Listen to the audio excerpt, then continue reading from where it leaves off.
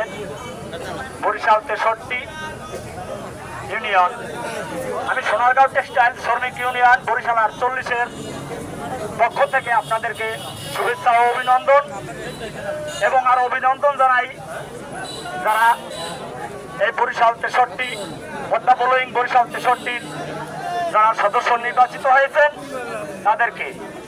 আপনারা জানেন যে বিগত দিনে যে আন্দোলন সংগ্রাম সোনারগাঁও টেক্সটাইল করেছে, আপনাদের হয়তো জানা আছে যে আপনাদের এই আন্দোলনের অনেক আগে থেকে, কয়েক বছর আগে থেকে আমাদের এই আন্দোলন শুরু, এবং এই আন্দোলন করতে গিয়ে জানেন আপনারা যে আমাদের সভাপতি এবং সেক্রেটারিকে তাদেরকে এইখান থেকে বিতাড়িত করা হয়েছে, তাদেরকে জুলুম নির্যাতন করা হয়েছে। তবু কিন্তু আমরা আমাদের হাল ছাড়ি নাই, আমরা কিন্তু আমাদের হাল ধরে রাখছি এবং আমরা শেষ পর্যন্ত কিন্তু ইউনিয়ন আদায় করে ছাড়ছি।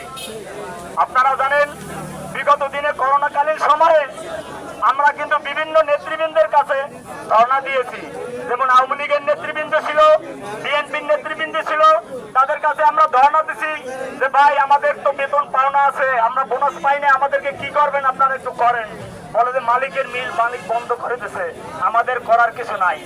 শেষ পর্যন্ত আমরা কিন্তু বাংলাদেশ সমাজতান্ত্রিক দল বাসদের নেতৃত্ব দেয় বরিশাল জেলা শাখার যে সমন্বয়ক ছিল ডক্টর মনীষা চক্রবর্তী, তার শরণাপন্ন হই এবং তার শরণাপন্নের পরে আমরা কিন্তু আস্তে আস্তে ধাপে ধাপে সামনের দিকে এগিয়ে যেতে থাকি এবং আমরা শেষ পর্যন্ত আমাদের মিল কর্তৃপক্ষ আমাদের মিল খুলতে বাধ্য হয়। এক পর্যায়ে আমাদের যে 11 মাসের বেতন 24 কিস্তি করে আমাদের এই 11 মাসের বেতন দিতে কিন্তু বাধ্য হয়েছে এবং আমরা কিন্তু আমাদের 11 মাসের বেতন সবই পেয়েছি আমরা কারো ছিলায় এই বাংলাদেশ সমাজতান্ত্রিক দল। আপনারা জানেন আমাদের যখন রাস্তা অবরোধ দেই তখন কিন্তু বাংলাদেশ সমাজতান্ত্রিক দল বাসদের লোক ছাড়া আমাদের শ্রমিক ছিল কিন্তু অল্প কয়েকজন।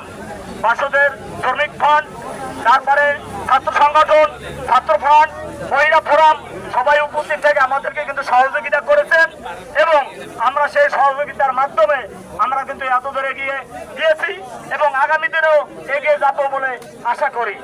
এবং আপনারা মনে রাখবেন যে আপনাদের যে অবদান শুধু আপনাদেরই অবদান নয়, এবং আমাদের পার্টি বাংলাদেশ সমাজতান্ত্রিক দল তাদের কিন্তু অবদান অনেক বেশি।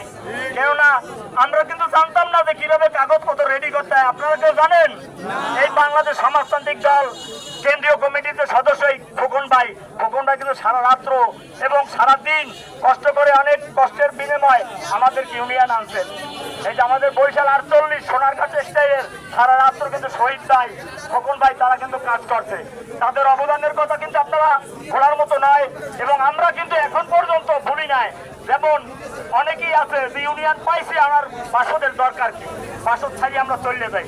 আপনাদেরকে কিন্তু বরিশালে কেউ আশ্রয় দেবে না, যত বড় রাজনীতিক যত থাকুক, একমাত্র বাসদ ছাড়া কারোর কাছে যাই আপনারা শ্রমিক শ্রেণীর লোক কি পাবেন না, আশ্রয় পাবেন না, আশ্রয় পাবেন না, কেউই পাবেন না। তারা কিন্তু মূল্য দেয় না আপনাদের, কিন্তু একমাত্র বাংলাদেশ সমাজতান্ত্রিক দল আপনাদেরকে মূল্য দেবে এবং শ্রমিকের ন্যায্য অধিকার আদায়ের জন্য কাজ করবে একমাত্র বাসদ।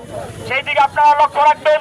এবং মালিক পক্ষ এই যে পুঁজিবাদীরা কিন্তু নানান সময় নানান ধরনের উস্কানি দেয়।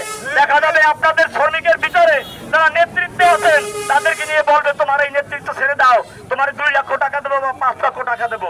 এই ইস্যু যদি আপনারা পড়েন আপনারা শ্রমিকের রাজনীতি করতে পারবেন না, আপনারা কিন্তু শ্রমিকের অধিকার আদায় করতে পারবেন না। আপনাদের খেয়াল রাখতে হবে শ্রমিকের দিকে। আপনাদের মালিক পক্ষের কিছু টাকা নিয়ে আপনি বাড়িতে উঠে যাবেন, কিন্তু এই কিন্তু শ্রমিকের কল্যাণের জন্য হবে না। সারা জীবন এবং মরার পরে আপনাদের কিন্তু এই ভোগ করতে হবে যে শ্রমিকদের কেন আপনি ঠকিয়ে আপনার নিজের পেট ভর্তি করে আপনি এই কবরে আসছেন। এই কথা কিন্তু আপনাদের চিন্তা করতে হবে। তাই আমি আমার বক্তব্য এখানেই শেষ করছি। ধন্যবাদ সবাইকে।